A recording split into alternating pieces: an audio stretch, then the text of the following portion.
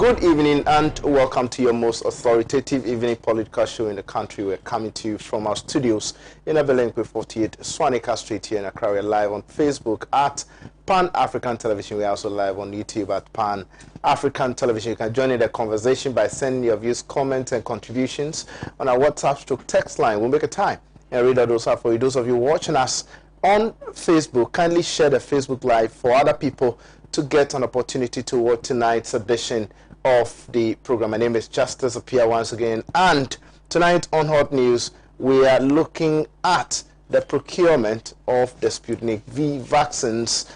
You know, the Minister of Health, Appiah, appeared before a committee in Parliament, and he has justified, the decision to procure the Sputnik V vaccines. I'll be reading to you some article on that and introduce my guest for, tonight's discussion. And this one says, I had an obligation to protect lives. Health Minister justifies Sputnik V deal. And it says the Health Minister, Appiah, has justified government's procurement of Sputnik V vaccines despite concerns about the cost involved.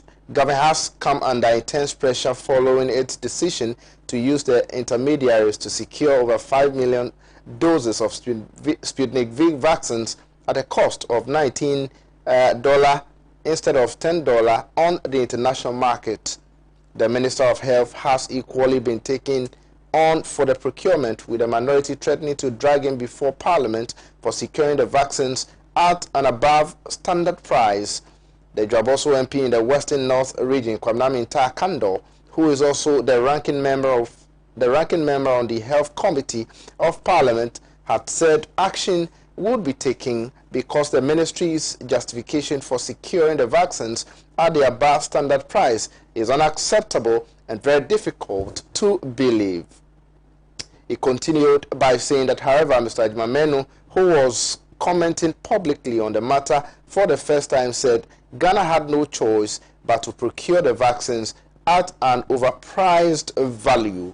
He was speaking at the launch of the Pest and Vector Control Association of Ghana in Accra, and further explained that the procurement was due to the second wave of COVID-19, which had already claimed many lives. He said he has an obligation to try to see how he can arrive at herd immunity. When they started looking for vaccines to procure, intermediaries were not part of the agenda.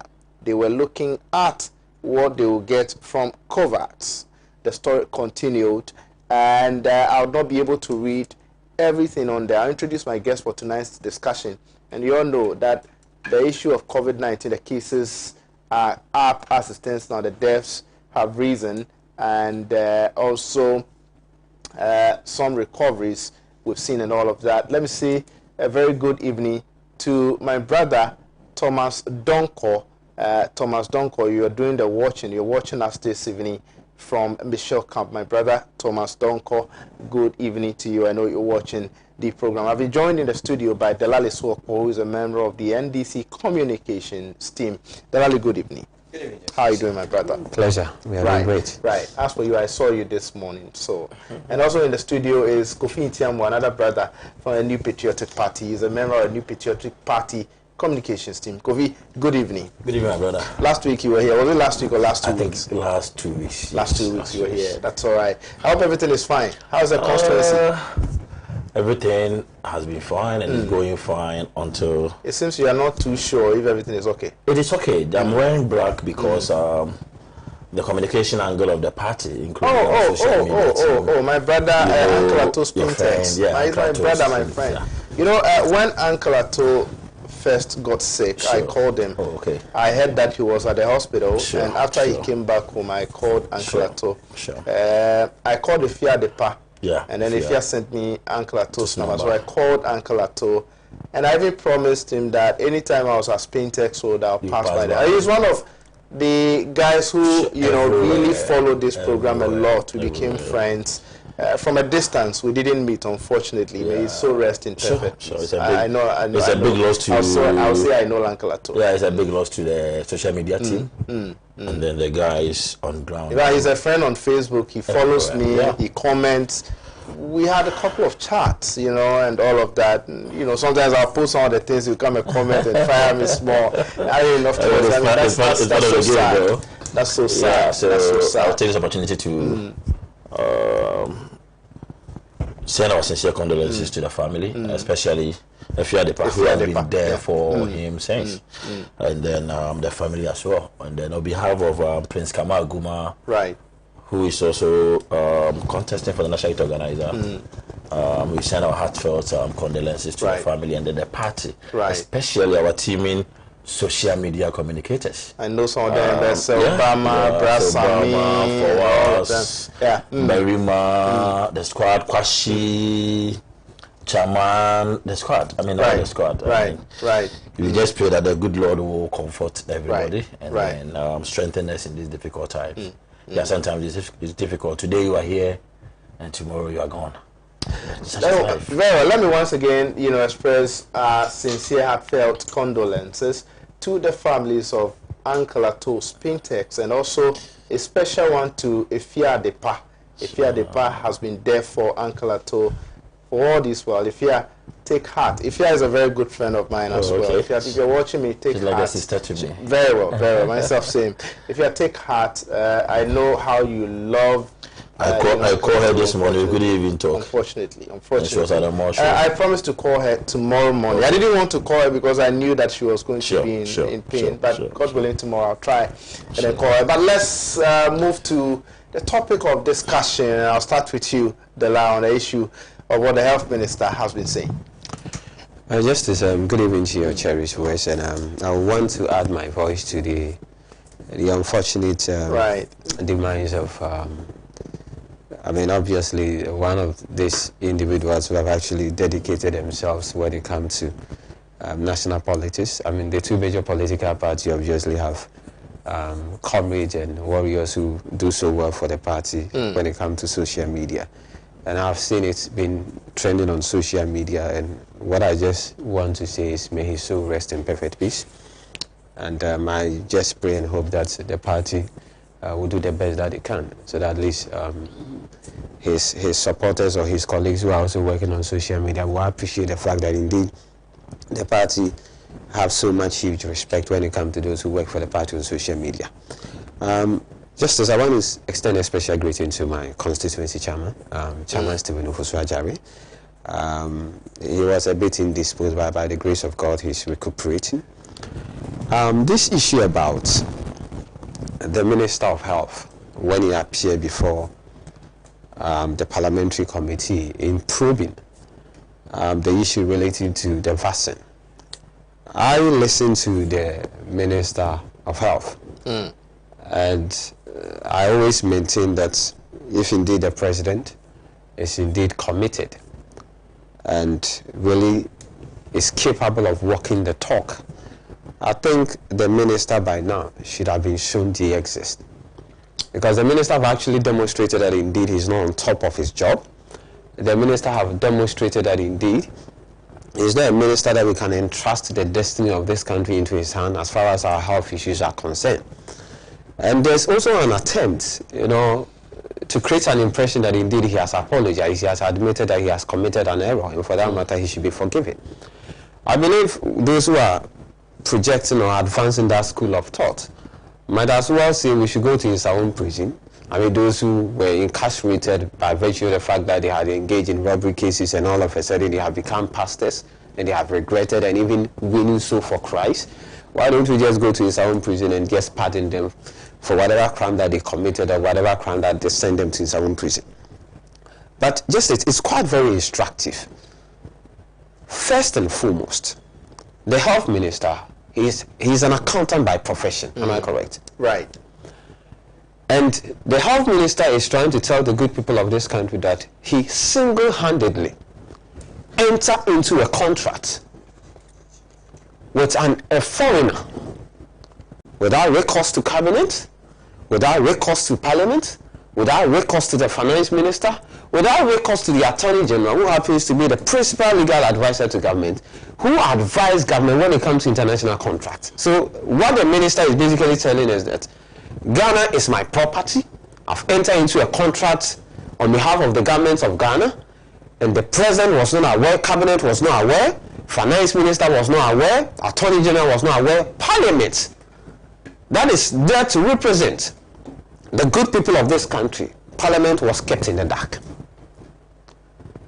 And the health minister is trying to hide behind a certain executive instrument. And you think that Ghanaians will just swallow what he said, hook, line, and sinker. This is, the finance minister is the one in charge of the health ministry. Am I correct? Right. When you read, what you call, in accordance with section 128 of the Public Health Act, it makes it categorical that no one can deal with issues about vaccine without recourse to the Food and Drugs Authority. Right. And the Food and Drugs Authority fall under the purview of the Minister for Health. And yet this is a minister who is not a medical practitioner. This is a minister who has no knowledge when it comes to issues about drug, when it comes to even the issues about how the virus behave and act. And so the minister saddling all the agencies that fall under him, that are supposed to be working in collaboration when it comes to the procurement of the vaccine. The minister decided to silence all of them. And you see, the question Ghanaians continue to ask themselves is this.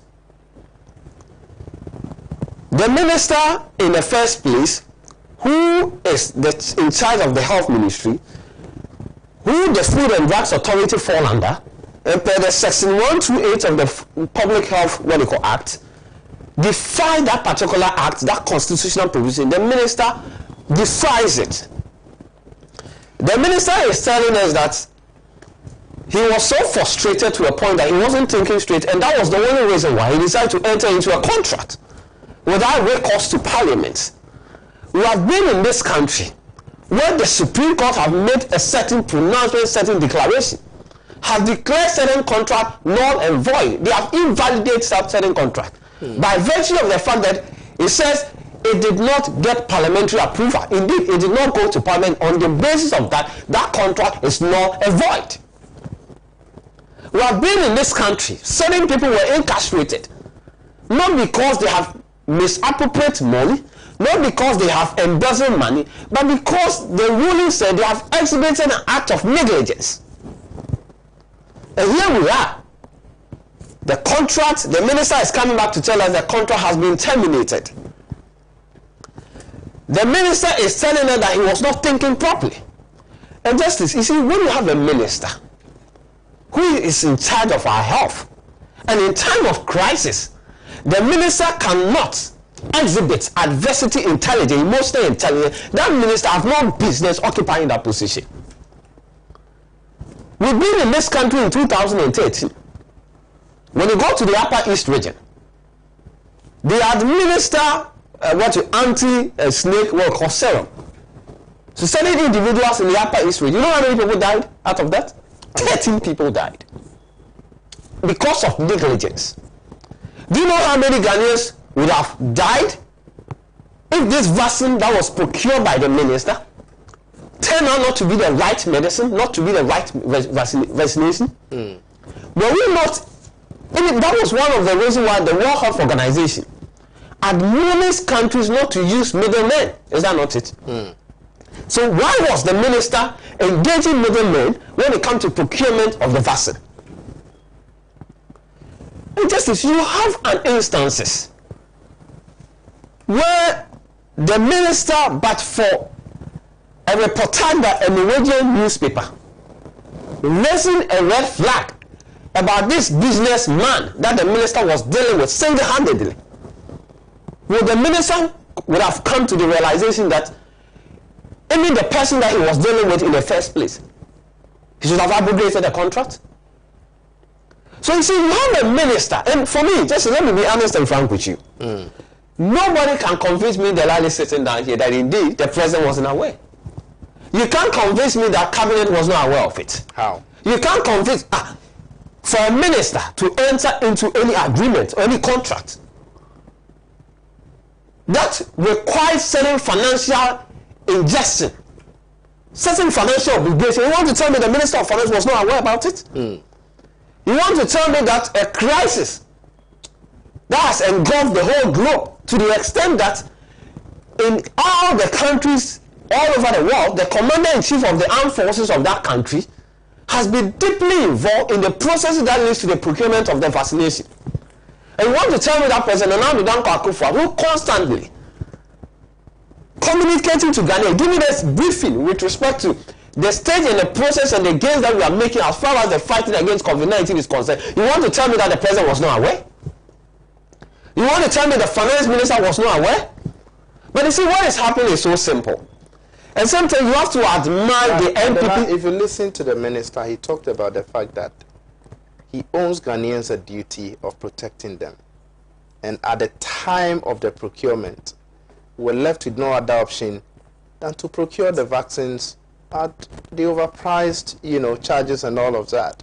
What issues do you have with these explanations given by the minister? And that, you see, the more I listen to the minister's response, how he tried to justify this whole thing, the one I get the sense that the minister thinks that, excuse me, Ghanaians are not intelligent. Listen, you're talking about things that has to do with medicine. But we are also talking about at a time when we are hit with another wave of COVID-19, and a lot of people were actually losing their lives.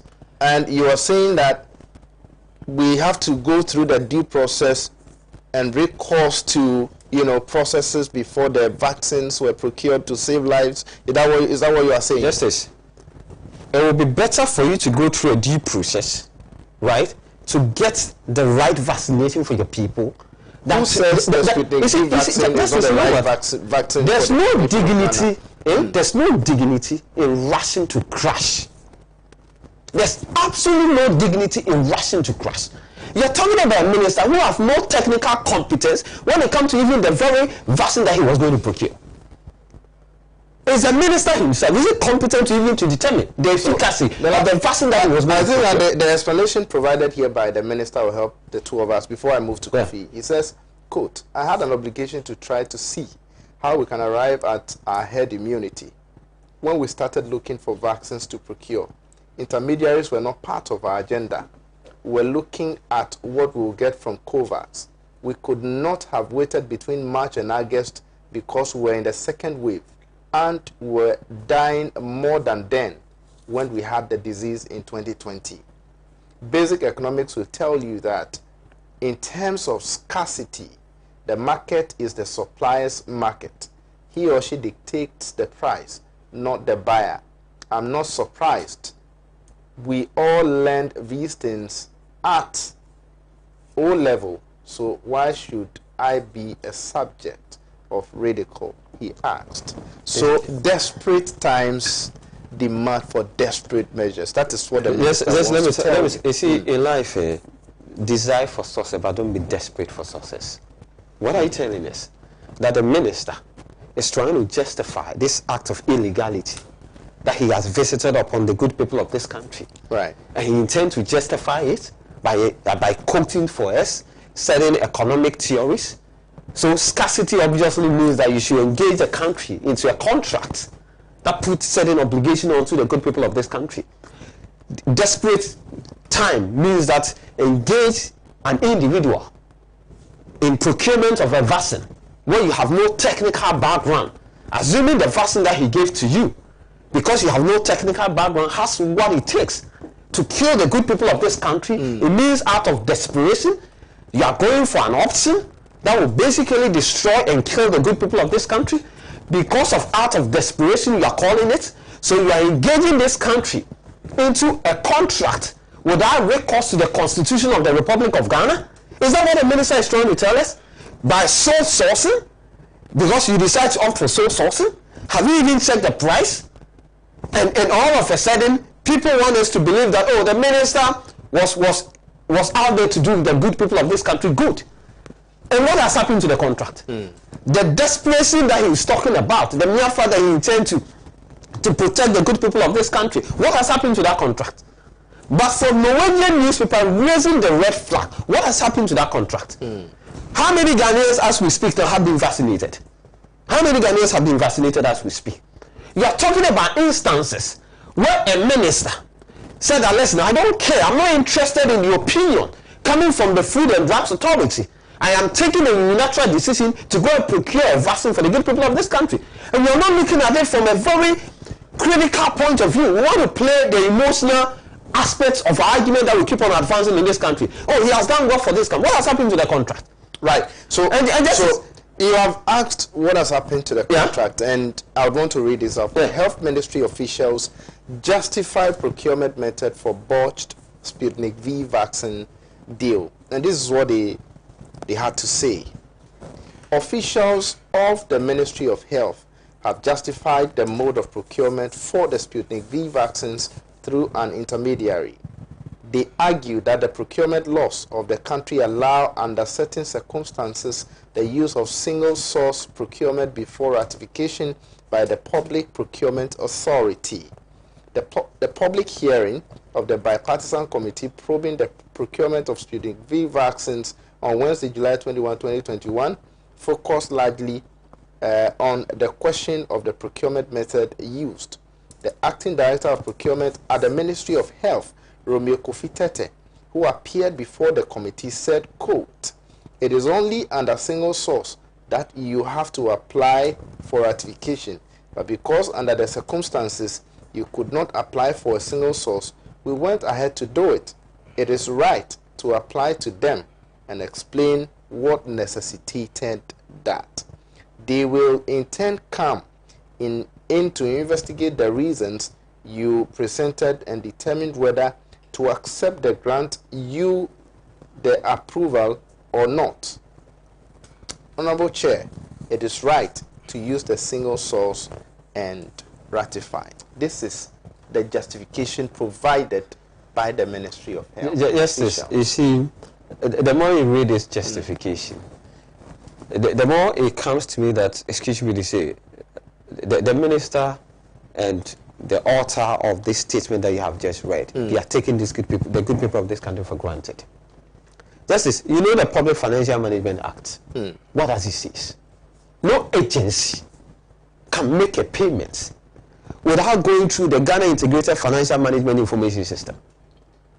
And you're talking about who is supposed to authorize the payment. It's not the financial. So you see, Justice, you see, we're not even talking about, excuse me to say, just going to buy, excuse me, just mango anything. We're talking about going to buy a vaccine meant to vaccinate the population against a deadly virus. And we're talking about the fact that you decide to single-handedly opt for sole sourcing, procure that vaccine. Right. As we speak, the contract has been terminated. Okay. If this is not causing financial loss to the state, if the current Minister for Health is not a potential candidate for a jail, then I don't know what it is. Then you don't know what it is. Viewers, you're still watching Hot News Radio on Pan-African Television with me, Justice Appiah. Keep your messages coming in on our WhatsApp to text line. We'll make a time and read all those up for you. You can as well share the Facebook Live for other people to also watch tonight's edition of the program. Now let me come to you, Kofi, on the issue of procurement of Sputnik V vaccines. You know, there are a lot of issues that are coming up. So we are talking about cost. We are talking about the procurement method. And now the minister is telling us that the intermediary has terminated the contract between himself and the Ministry of Health, of course, the state and all of that. I mean, people are raising concerns that the minister has engaged in some sort of illegality and all of that. You take on that? Justice, thank you. And then good evening to your viewer, your cherished viewers. Right. And then let me take the opportunity to say good evening to my constituency, I would to say East. And then our indefatigable Member of Parliament and the Ministers of Fisheries and Agriculture.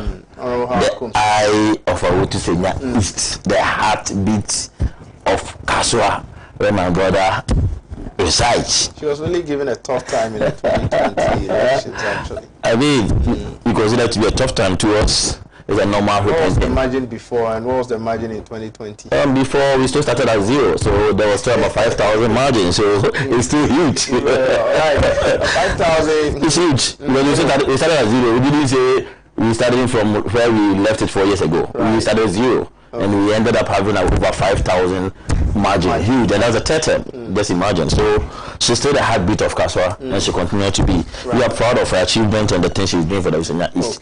Currently, we are enjoying asphalt road construction ongoing from Kaswa to Ofanko.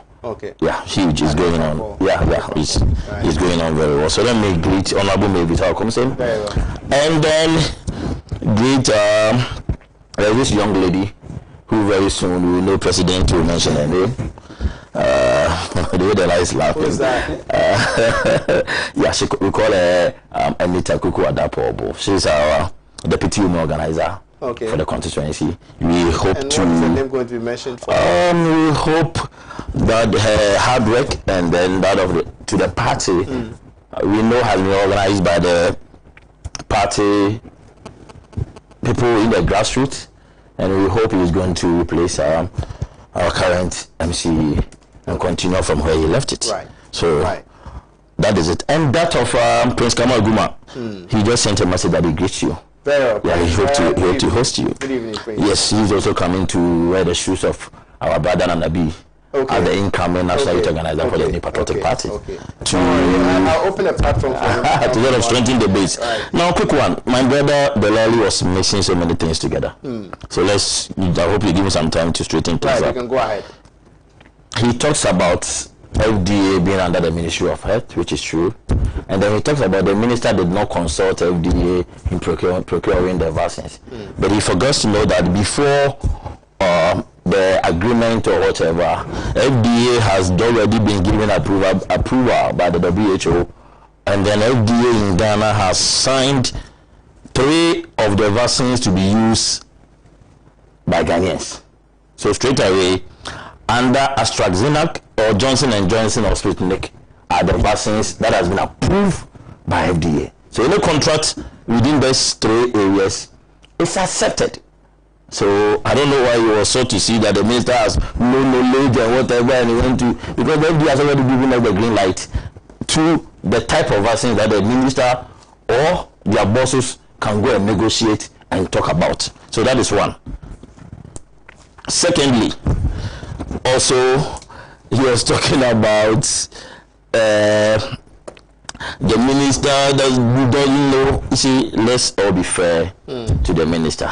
I am happy this bipartisan parliamentary probe is going on. I think we are all monitoring it, and I want to take this opportunity to thank the Ministry of Health and also the president of the land, Nana Adjunct Kufuor. You see, the parliament is another arm of state of the country, and then the executive as well. We have allowed the system to flow by giving the green light, and the ministry has opened up to parliament for this probe to go on. For nothing at all, we know by the end of this probe is going to shaping our democratic dispensation of the country. It's going to add up to the many policies and programs that the current administration has put in place for transparency and deepening our democracy, including the special prosecutor, the bail and appointing of special prosecutor, RTI bail, and all that are systems being put in place by this government to make sure that we have value for money to deepen our democratic dispensation of this country. So for nothing at all, I was expecting my brother to sort of appreciate the good policies and measures that is being put in place for transparency and all. Now, going deep into the issue, the minister was very honest and sincere in his deliberations to the committee. He said to the committee that at that point in time when I was taking the decision, it is about life matter. It's not about anything that you have to say. He is taking a decision on behalf of the country. And he said that at that point in time, he feels he could have done that under Executive Instrument 61, which falls under the Public Health Act 2012.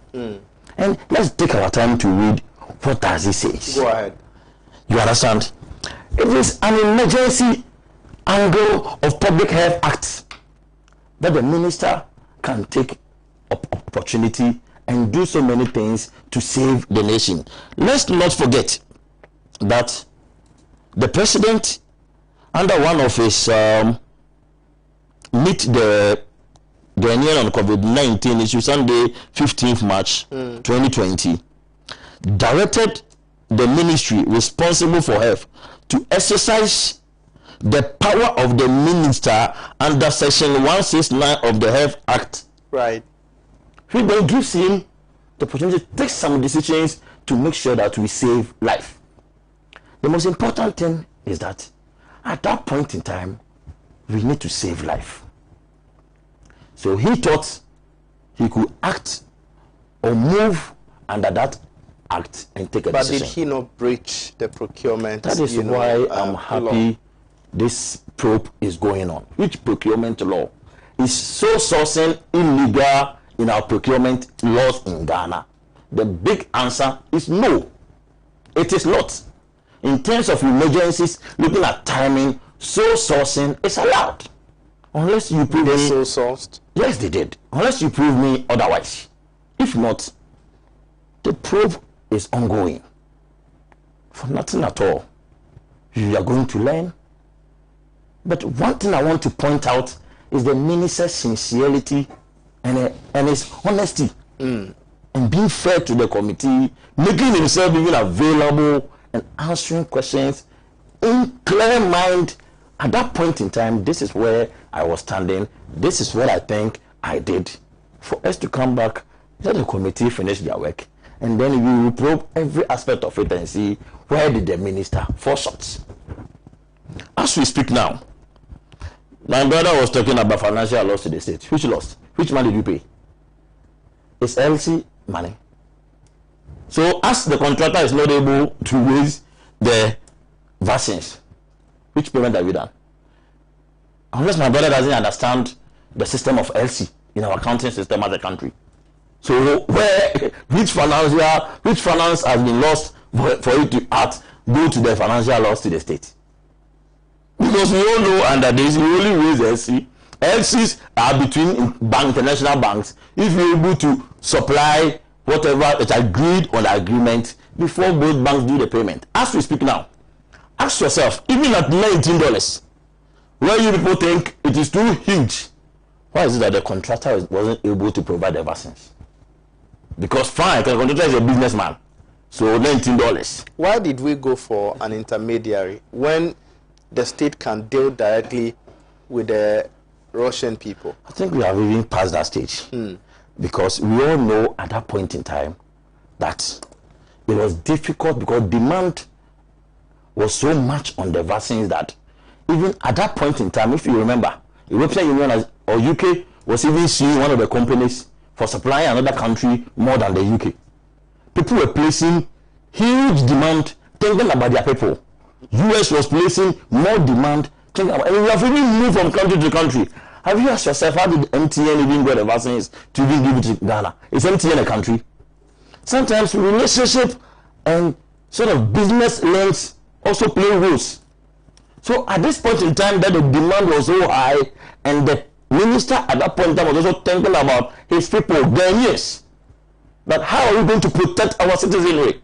I don't know, the NDC would have loved for us to have debts or more debts. Is the minister saying that under the COVID-19? Is the minister saying that the state doesn't have that cordial relationship with the Russian government that we could have dealt with each other country by country rather than going through an intermediary? I remember it's time to be corrected. At the earlier stage, ECOWAS, in collaboration with EU, were procuring some vaccines for third world country. Has it arrived? Right. Has it arrived? Well, that... No, yes or no? It hasn't. So let's assume we are waiting for it. Let's assume we don't have proactive citizenry, ministers or government who are thinking about its citizens and how to protect them at whatever cost. They don't need it. All they want is they want their citizens to be safe. Through an intermediary where a market price of the product is $10, And we are purchasing it at the price of $19. Unless you wanted to tell me that $19 at the higher, unless you want to tell me that $19 is more worth than a human being in Ghana. Unless maybe that's what Pan-African TV trying to tell us, or the NDC, my brother here, is trying to tell us that because of $19, the government should fold his hands in between his legs and watch Ghanaians die. Unless probably that is the point of the NDC, that is why they are raising this Olabalu. But probably the MPP government and the minister has placed a premium on our life above money, that at whatever cost that will take us to save a Ghanaian, we will do it and save our citizens. Let's not forget, Ghana is among the few countries who is treating COVID-19 for free. Two of us. Even in US, UK, are they treating COVID-19 patients for free? No. But for putting premium on our lives and making sure that we protect the lives of Ghanaians, Nana Addo-led government is among the few countries who has taken all costs of treating COVID-19 patients. Right from the day at the hospital to the day you will be discharged. Everything that goes on around you at the COVID-19, government says, your life matters to me. I care about my citizens. I am ready to serve my citizens. So I will put premium and do whatever possible to make sure we get whatever it takes to save our citizens. We know some countries, when they pretend that COVID-19 does not exist, ended up losing their prime minister, the president, the minister of health, and so many prominent people at the detriment of money to go and purchase or a decision to save their citizens. Is that where the NDC want the country to be at? Or that is what the advice they are getting from the NDC COVID-19 committee, that we should sit back, wait for international donors? I won't be surprised. No wonder at their time, every possible time, we run to IMF. Let's wait for the whites to decide for us. If you even at the point of dying, let's sit down quietly until they bring us $10. Once we can, and turn around and save our citizens. As we speak, it is not like the government is sitting down folding his arms. We have done the first vaccination, gone ahead to even do the second to some people, and they're still waiting more to do and save more lives. I think what we need to do is to calm down, exercise a little patience. The probe is ongoing. It is live on television, but rather acknowledge the democratic dispensation that the country is going, the direction, the kind of leadership that we are being pushed to, whereby the presidency, the ministry, its agency under him is so open, allowing transparency for us to move in a direction whereby we have transparency in every discussion that we do. This is a government, like I said earlier on, just within its first term, passed RTI bill, which was in the system for all these years, went ahead to pass special prosecutor bill, ended up appointing the special prosecutor, and now going ahead allowing the parliamentary bipartisan committee to even probe his health minister about the process he went through.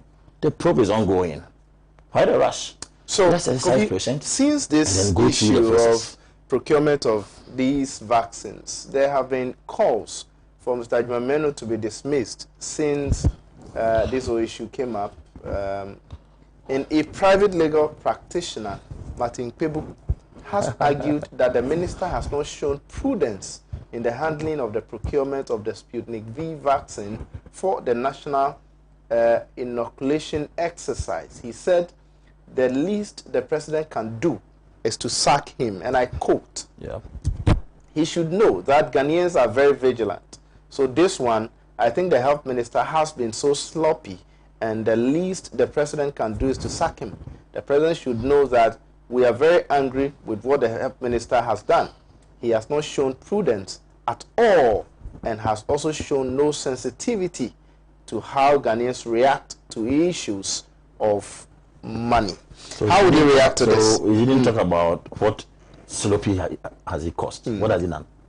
That putting premium on the lives of Ghanaians than money. Is that what you call sloppy? Or you have sat down and wait till the price comes down to $10. Because you have to follow due process. No recourse to due process. That is why he made mention to, and that he breached the procurement law, according to him. Which law? The sole sourcing is illegal. It's sole sourcing illegal.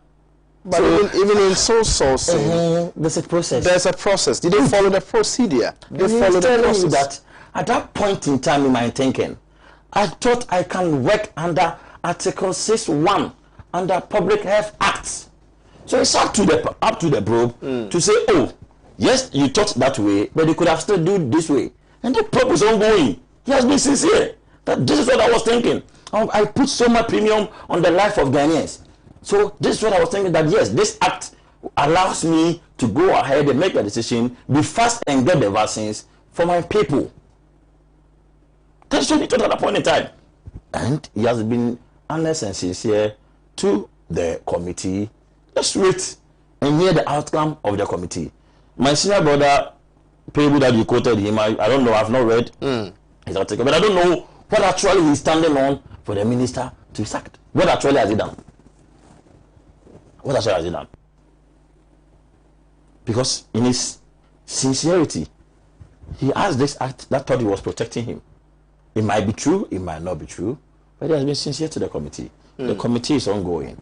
The probe is ongoing. Let's exercise some constraint, go through the process, and then let's wait the outcome. Because the committee set up several mandates that they are going to look at whether why he didn't come to parliament, why he didn't, whether the amount involved was too high at that point in time. But at that point in time, we even have gotten information that even US placed an order to Russia at $20 per vaccine. And then we are fighting here $19 per vaccine. You understand? So, because the market price we know is $10. You see, market price is different. Let's assume that if you have placed an order and you say you're going to get it in the next 3 years, because the queue or the people who have placed the order are more. So, wait. And don't forget, it's demand that driven a price, right? So let's assume I'm a manufacturer and I'm to do something for $10, and Justice walks in and say, how many do you have? 5. I'm ready to give you $20. I'm a businessman. What do you think I would do? Now, Justice, let me give you an example. Imagine your boss, Mr. Pratt, has a car to sell. And then I walk in. Justice works here. And he places 10 CDs on the car. And I walk in and I place 10 CDs on the car. Between me and you, who will get the car first? Definitely to be you, because of your working relationship you have with your boss. And it cut across everywhere. Ask yourself how MTN as an organization was able to procure vaccines and distribute it to the third world countries, including Ghana. Is MTN a country? Have you answered that question? So equally, there may be 1 or 2 individuals who might have a link to some of the companies who will take advantage of the business venture that the vaccines has brought and then do their business with it. At that point in time, our minister says the premium I've placed on our people, our citizenry, was so high that I want the vaccine for my people at whatever cost. Right. I mean, let's put the issue at a very nice bar and look at it. We are the citizenry that the man was trying to protect. And the same citizenry that the same man was trying to protect. We are sitting here trying to condemn his action that he wanted to protect us. So, what are we pushing to? So that next time when the Lali get the opportunity to be a minister of health and this situation gets in, he sit there and remember what we did to Mr. Jimamanu, and he will say, I will not go and take that decision, the Ghanaians should die. Is that what we want for this country? It's $19 more than the lives that we'll be losing in this country. In as much as Ghanaians were to be protected, the public purse should have also been protected. Don't you think so? I do think so. Right. But whichever way goes, human life is more than whatever. And I give you an example whereby U.S. government was placing an order for even $20 per vaccine. And we are fighting over 19. But the probe is ongoing. I will congratulate the ministry and the minister himself for availing himself and being honest and sincere to the committee. I will thank the parliament for also setting up bipartisan committee to go into it. If you continue to do that, It means that we are deepening our democratic decision as a country. We are being transparent, and then gradually Ghana will be moving forward as it goes. So honestly, I don't see, unless probably the law will come and tell me which money we paid to get a financial loss to the state, unless he's coming to tell me that FDA has not approved these 3 vaccines already before this contract was being signed, because before signing this contract, we have already received several vaccines that we are using. So if FDA has not approved these 3 vaccines, what are you trying to say by saying he's single, he doesn't have the technical know-how? But that you ended up by qualifying that the FDA is under the ministry. So I don't know which is which that my brother was referring to. But the thing is that let's praise where it's due. All right, let's allow the process to go through. And in the end, we will see Ghana will be the winner. Let me take a few of our messages. I'll come back for us to wrap up. I'll give you some two minutes for us to wrap. This one says, good evening, Justice. I listened to the vetting and I came to the conclusion that lawyer Kisi Ejaben is the best man for the job. Indeed, Kisi Ejaben, our special prosecutor, Dr. Akufo Dampare as IGP, and Godfred Dame as AG will make the system work if they work together. Mad Lion, I have Ohidem sent in that one. Mad Lion, thank you so much. This one says, please, Justice, ask the MPP man for me. That was the president and his minister not there when people were shot dead during the election period. What did they do about that? Then they fold their arms and say there was only few deaths during the election. I have read your message. Good evening, my brother Justice. These MPP people and their communicators don't care about what is happening to us as ordinary Ghanaians. Now we buy 1 bowl of maize at 12 Ghana cedis, which never happened before, and a kinky is sold at 2 cedi plus. Please, God, come to our aid. But Brother Justice, next time you interview the Anglo MP or my MP, advertise for us to know so that we can contribute to the program from Kotoka Courage inside Angloga Lashibi in the Volta region. I'll do so.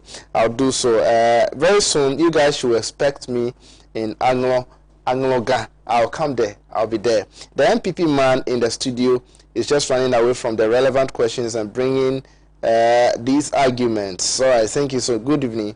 You are Cassius from Nongoa.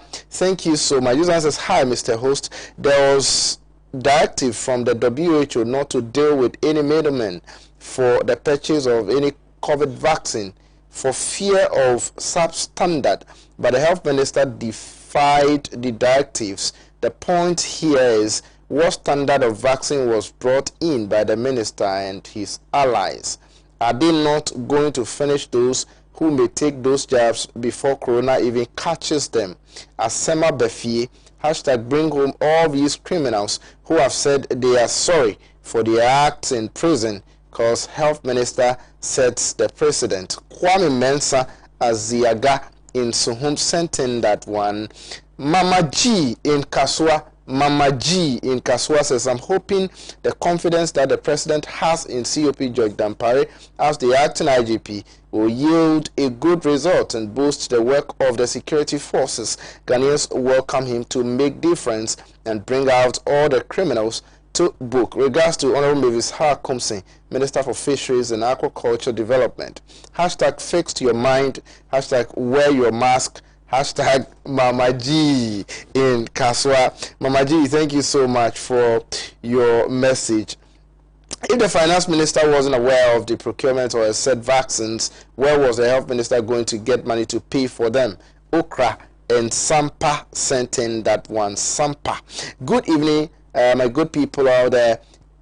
In fact, Ghana is in problem because of Nanado. Nothing is moving in this country because of bad governance. I personally happy about the IGP, that the IGP has been sacked. Please, I want to hear he's not sacked. He's proceeding on retirement. I want to ask this question: can new IGP perform to lift the image of Ghana? Even the name is very scary.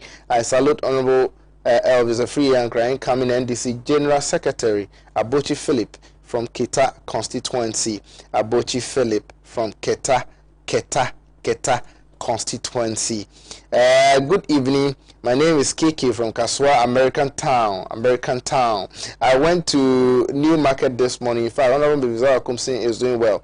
Looking at Kaswa roads, the year of roads is a reality. God bless Honorable Bizarre Kumsin for her good works. Still, MPP is better than NDC 100 times. Send my greetings to our new MC, Honorable Anita Love Obo Emisa. God no go shame us. Nyami enim nyami engu yenima seda. Nyami engu yenima seda. Dabi. This is Paulos from Kaswa, American Town. Another American Town man. And he says, the year of roads is a reality for Kaswa. Vizara comes in is a reality, changing Kaswa to Cashland City. God bless you, Mama Obatampa. Send my regards to Vizara comes in and current MC, Madam Anita. But the MCs have not been, the list has not been released. And if people are already, giving yourselves an MC, what about if it comes and she isn't a person? Are you not going to be disappointed? The NDC man is making business accusations to score political points. What the Honourable Minister did would have been done by any thinking sector minister who holds it dear to save the lives of its people. Where would Parliament be to be asking questions if the Honourable Minister had tied in procuring the vaccines? The same NDC people would have come out to lash out at him for delaying in procuring the vaccines. They should just give us a break. My greetings to Honorable Mivizara Komsin and Honorable Emmanuel Afam Inim. Thank you so much for your message. Kofi, I have a lot of messages here, honestly. Loads of messages here, actually. My brother, it's mind-blowing to hear from people who call themselves elites. In other words, well-educated, defending such an indefensible and reckless deal. But they should remember posterity shall judge all of us. Power is not permanent.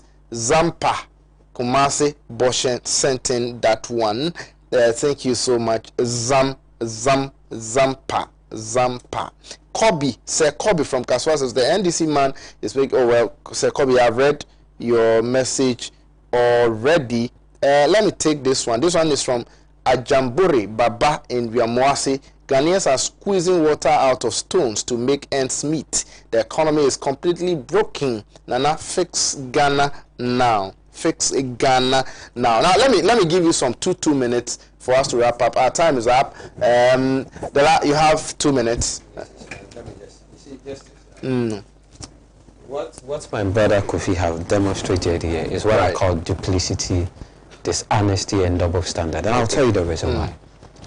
All of a sudden, he's trying to create an impression that the minister was so much eager to protect the life of the good people of this country. Isn't it what he did? You see, we can't continue. You see, this issue, justice. We can't continue to create an impression that, excuse me, the citizens that are watching it this evening, excuse me, they are damned and they are not enlightened enough. When you so desperately compelled the Electoral Commission, supported the Electoral Commission to go ahead and what they could conduct a new voter registration exercise. What were you doing? Were you thinking about the good people of this country? When the president and his appointees were all over the country, exposing even some of the MPP, the likes of Carlos Ahinkran, the likes of when the MPP organized their primaries, exposing some people to COVID-19, some of them end up dying. Were you thinking about the good people of this country? When in this country, the president, who actually passed the executive instrument, telling people not to have social gathering, he, the Chief Justice and what have you not, gathered during the funeral of, Sir John, were you even interested in protecting the life of the good people of this country? So if this is not duplicity, double standard, inconsistency, lack of principle, lack of value, then I don't know what it is. And all of a sudden, there's also an attempt to create an impression that, the minister was actually, he has shown certain level of honesty, sincerity. People even saw, a common plantain. And they even made certain confession that they were hungry, and that was the reason why they stole the plantain, yet they are being incarcerated. There are people today, for no fault of theirs, they are languishing in jail. Men of God, because they gather what they call their congregation and they decide to pray for the people of this country. They are languishing in jail. Right. So you are telling us that a minister who have exhibited this glaring violation of our laws, even when they go to parliament, in events of an emergency, there are laws, there are certain constitutional provisions that makes that in events of an emergency, you have to resort to that emergency what we call clauses or emergency laws. The minister overlook it and decide to go and procure a vaccine, so handed it. But you see, just let me make this final comment. Right. Nobody can convince me the lady sitting down here that President Ronaldo and his appointees and the entire cabinet are not complicit when it comes. Wait a minute. What did you expect the minister to do in that situation? Where the minister is saying that at the time of the procurement, I mean, we were hit with another wave of the COVID-19, and a lot of people were dying at the time. Lives were supposed to be saved, so he had to do that to save lives. Yes, we are saying that what he did was wrong. That is what actually have you what I'm just saying is this. I mean, Kofi says something to the extent that what we call Food and Drugs Authority, I mean, had actually sanctioned 3 vaccine and what we call Sputnik actually fall within that category. See, justice. For the mere fact that they have approved something, that it's efficacious and further, but it has the potency. Justice, when you are going to do that procurement, it's only legally prudent that you seek the advice of those who are technically what we call expedient when it comes to that. So imagine when the minister went, and what was sold to the minister was not Sputnik, what we call V. What would have done? They wouldn't have been able to detect it. What happened to the Attorney General, who is supposed to be somebody who offer a legal opinion when we are entering into international? I'm sure they have expertise at the ministry. Definitely. No, I mean, you think every ministry doesn't have legal personnel in that ministry that advise on legal matters? Why do we leave that bit to the Attorney General? And you're telling us about the fact that the finance minister, you see, what I'm just saying is this: you cannot try to extricate the president, because all the time, NPP strategy, which I admire so much, is anytime there's a scandal, they are so much quick to shield the president. They are so much in a hurry to protect the president and create a certain impression that the president was not aware about it. It happened when it comes to the issue about what we call the dismissal of Boakye Jaako. They said the president knew nothing about it. The president was misled. And I'm telling you that there's no way the minister would have found the balls and the courage to enter into an international deal to procure vaccine when President Ronaldo was not aware about it. It's only that the president is all of a sudden trying to extricate himself because it has backfired. Because red flag has been raised by a Norwegian newspaper about the fact that indeed the action that the minister entered into has certain criminality in it. Okay. And the only way is for the NPP to show the president, it creates a certain impression that it was a unilateral decision, it was a sole decision taken by the minister. Right. And I'm telling you that the president is deeply involved, the president is complicit in this. Right. The president have sanctioned it, only that this whole thing has backfired. Only that there's a backlash, and for that matter, they have put the minister under the trap.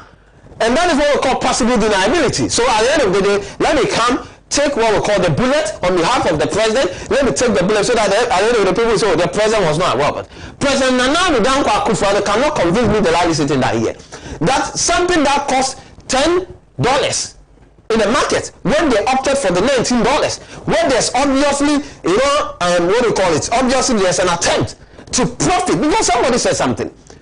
This government has continuously profited from even pandemic. Look at what has happened during the era of this COVID. Look at what happened when it comes to hard frontiers at the airports. So this government basically is interested in profiting whilst Ghanaians are dealing with a pandemic. That's what this government is basically doing. So you cannot convince us and say that, the minister was being honest, the minister was being sincere, he confessed to an illegality, and for that matter, he should be pardoned. I mean, where in our constitution that states that when a minister has committed a crime and he confessed to the crime that he has committed, he should be pardoned? Then let's go to his own prison. Bring all the armed robbers, the criminals who have been incarcerated, who have shown certain level of remorse. Let's bring them out of prison. And that is the only way that particular logic or argument being advanced by my brother Nana Kofi will suffice. that they have shown what we call certain remorse, they have shown certain regret, and for that matter, let's pardon them and bring all of them out of jail. Okay.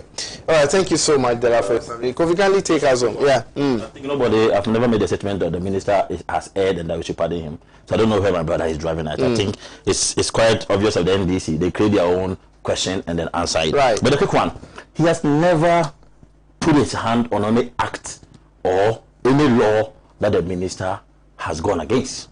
Let me take him back quickly to Public Procurement Act 2003, that is Act 663, amended in 2016 to Act 914. And this is what the Act says about sole sourcing. Or say, single source procurement, commonly referred to as sole sourcing.